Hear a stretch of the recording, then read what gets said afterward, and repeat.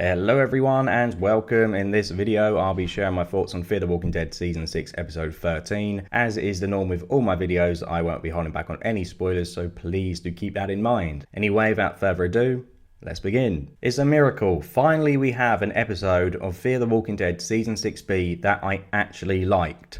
And to be honest, going into this episode, I was expecting to really dislike it because June is the main character, the focus is mainly on her this episode, and as you know, despite the show trying to make me care for June since she was introduced in Season 4, I'm still rather indifferent to her character, so I was expecting not to like it because of the focus on June, but I actually liked this episode, and I actually liked all the characters in this episode, well, apart from Sherry, but I'll get to her later. So yeah, for me, this was a good episode, and let me discuss why. So at the start of the episode, Morgan is a bit of a dick to June, which causes June to go out on her own and try to search for some information about Teddy's cult. Whilst on her journey, she runs into Dwight and Sherry, however they are quickly separated when a shooter appears, and June goes to flank the shooter, and Sherry and Dwight have to deal with the walkers that have become attracted to the noise of the gun firing. I was, as I guess many people were, expecting this shooter to be part of Teddy's cult, but nope, it turns out that he's actually trying to do the same thing our characters are doing. He's trying to hunt this cult down.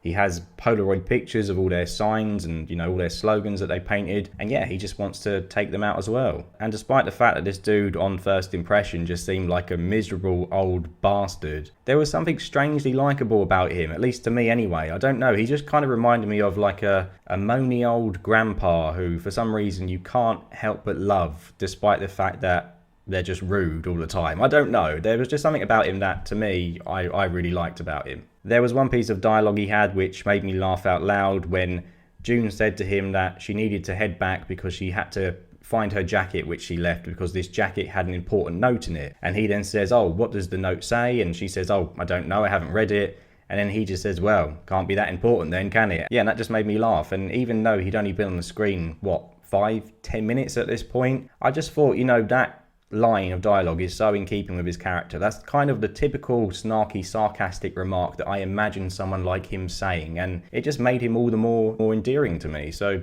yeah, I don't know why, I just really liked him. It turns out that this old guy is actually John Dorie, and by that I mean he's John Dorie Sr., so he's John Dorie's dad. So for the purpose of this review, I'll be referring to him as John Dorie Sr. and the John who died as John Dorie, just to make things less confusing. And I think he's a fantastic addition to the show. I mean, you do have to suspend your disbelief and just accept that this guy just so happened to turn up on the show and run into our characters a couple of weeks or however long it's been on the show after John died, and he just happened to run into them. And I know there are a lot of people who are getting annoyed about that and are getting upset about that and are saying stupid, blah blah blah, and I accept that. I think it is dumb. You know, it is a very contrived and coincidental way for him to arrive on the show, but for me, I don't care because I liked him, so I can overlook that. So I'm sorry if you wanted to hear me rant about it, but I don't really care because I liked his character. And besides, Fear the Walking Dead has history of doing this anyway. I mean, in Season 4, Morgan ran all the way from Virginia to Texas and just so happened to bump into our protagonists. And then a season later, Dwight did exactly the same thing. So somehow these three characters have all kind of met our protagonists despite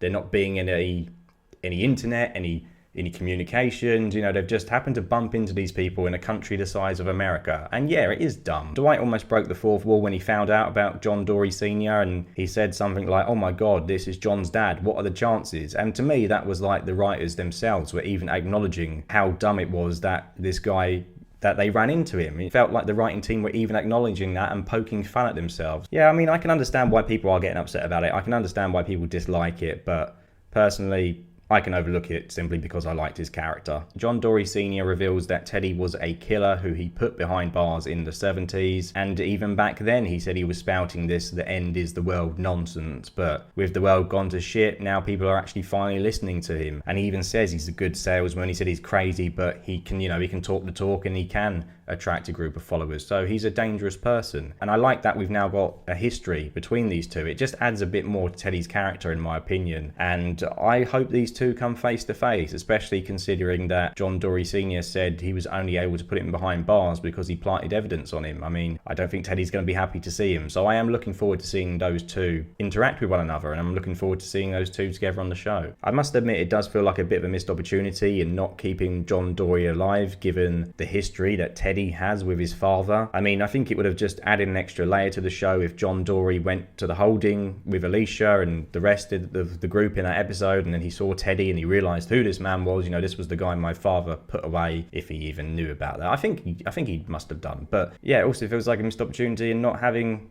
John meet his dad. That would have been good to see as well. So yeah.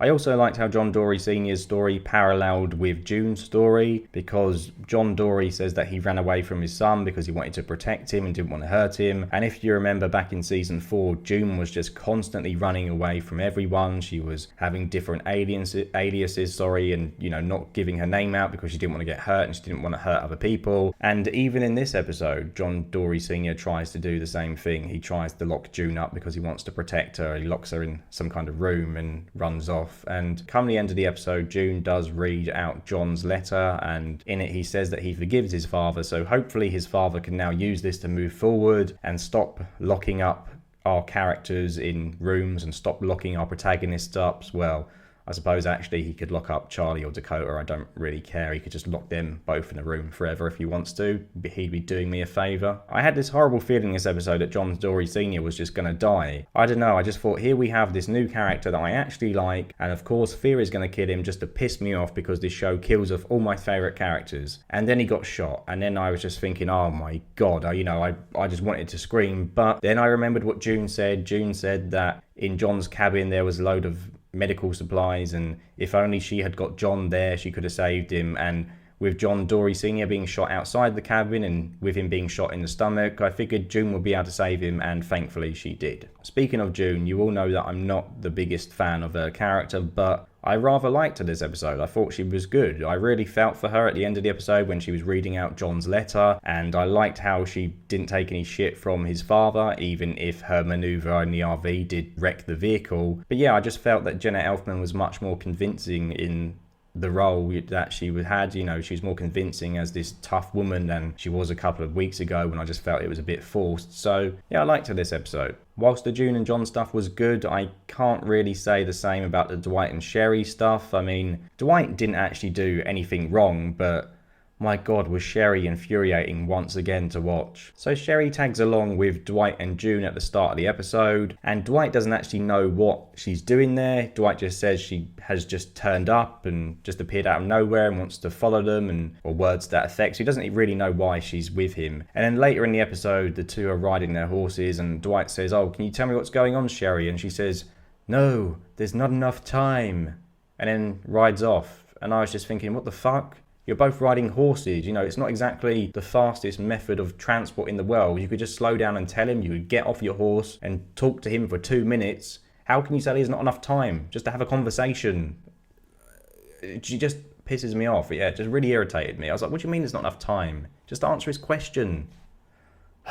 Dwight also tells her multiple times to take it easy on the horse and not to go too quickly. And of course she doesn't listen, and then the horse gives up and collapses, and the horse is dying, its heart is giving out. Dwight seems to be quite upset at the sight of a horse dying, but she doesn't care. She just seemed like she didn't give a shit. She pulls out a gun, shoots it, and gets on Dwight's horse and then says, "Oh, let's go."